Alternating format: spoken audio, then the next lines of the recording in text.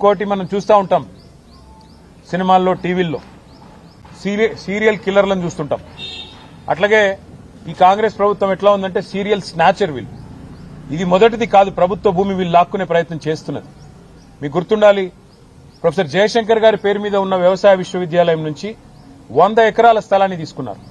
అక్కడ విద్యార్థులు మొత్తం పోరాటం చేసినా, ఆందోళన చేసినా, వారి ఉద్యమాన్ని అణిచివేసి 100 ఎకరాలు తీసుకుని అక్కడ హైకోర్టు కడతామని చెప్పి ప్రభుత్వం వారు ఆనాడు కూడా స్వాధీనం చేసుకున్నారు.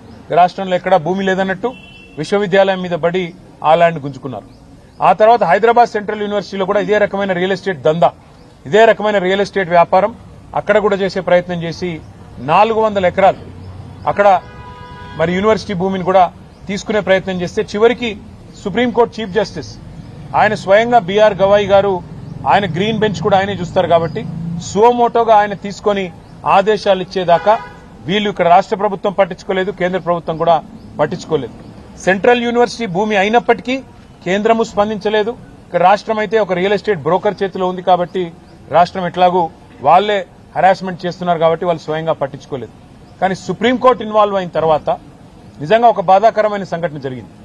సుప్రీంకోర్టు ఇన్వాల్వ్ అయ్యి ఒక సెంట్రల్ ఎంపవర్డ్ కమిటీని వేసిన తర్వాత ఆ కమిటీ చెప్పింది స్పష్టంగా 10,000 కోట్ల కుంభకోణం ఇందులో జరిగింది, దీన్ని విచారించండి అని కేంద్ర ప్రభుత్వానికి సిఫారసు చేసింది సెంట్రల్ ఎంపవర్డ్ కమిటీ.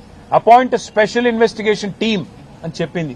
కానీ ఎందుకో మరి బడే బాయ్ చోటే బాయ్ రిలేషన్ కావచ్చు, ఇంకోటి కావచ్చు, ఇంతవరకు కేంద్ర ప్రభుత్వం ఎలాంటి చర్య కూడా తీసుకోలేదు, ఎలాంటి ఇన్వెస్టిగేషన్ ని కూడా ప్రారంభించలేదు. 10,000 కోట్ల కుంభకోణం కాంగ్రెస్ గవర్నమెంట్ చేస్తే ఇవాళ బీజేపీ గవర్నమెంట్ దానికి వత్తాసు పలుకుతా ఉంది. ఇది ఎందుకు చెప్తున్నా నేనంటే, ఒకవేళ హైదరాబాద్ సెంట్రల్ యూనివర్సిటీలో గనక కేంద్ర ప్రభుత్వం గట్టిగా యాక్ట్ చేసి ఉంటే రాష్ట్ర ప్రభుత్వం ఈరోజు ఈ దాష్టీకానికి ఒడిగట్టే పరిస్థితి ఉండేది కాదు.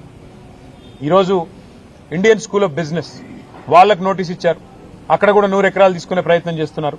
ఇక్కడ మౌలానా అబుల్ కలాం ఆజాద్ యూనివర్సిటీకి నోటీస్ ఇచ్చి ఇక్కడ 50 ఎకరాలు లాక్కునే ప్రయత్నం చేస్తున్నారు.